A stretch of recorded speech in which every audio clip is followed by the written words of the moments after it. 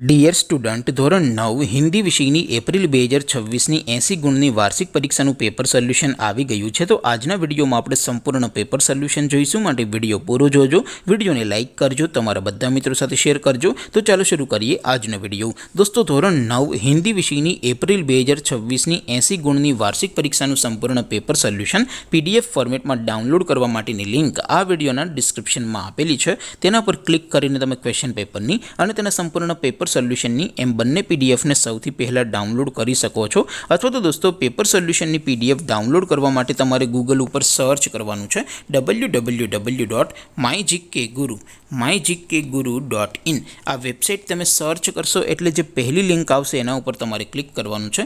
જેવું ક્લિક કરશો એટલે સોલ્યુશન માટેની mygkguru.in આ વેબસાઇટ ઓપન થઈ જશે। વેબસાઇટ ઓપન થયા પછી તમે સ્ક્રોલ કરીને થોડાક નીચે જશો તો ત્યાં તમને વાર્ષિક પરીક્ષાના સોલ્યુશન માટેના ધોરણ વાઇઝ લીલા રંગના બોક્સ જોવા મળશે। દોસ્તો, અહીંથી તમે કોઈ પણ ધોરણની બધા જ વિષયોની વાર્ષિક પરીક્ષાના ક્વેશ્ચન પેપર અને તેના સંપૂર્ણ પેપર સોલ્યુશનની પીડીએફને સૌથી પહેલાં ડાઉનલોડ કરી શકો છો। જેમ કે દોસ્તો, અત્યારે હું ધોરણ 9 માટે STD9 વાળા બોક્સ ઉપર ક્લિક કરીશ। જેવું ક્લિક કરશો એટલે નવું પેજ ઓપન થશે।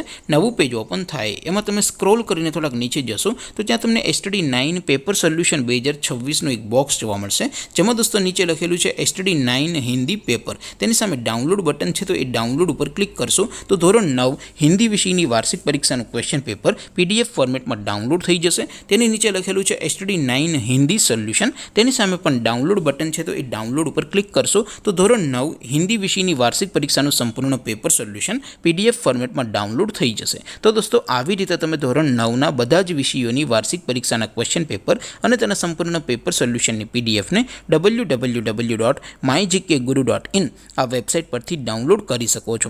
તેમ છતાં કોઈ ક્વેરી હોય, કોઈ પ્રશ્ન ન સમજાતો હોય તો નીચે કોમેન્ટ કરીને પૂછી શકો છો। અદરવાઇઝ આપણે નવા વિડીયોમાં મળીશું, ત્યાં સુધી રજા આપો।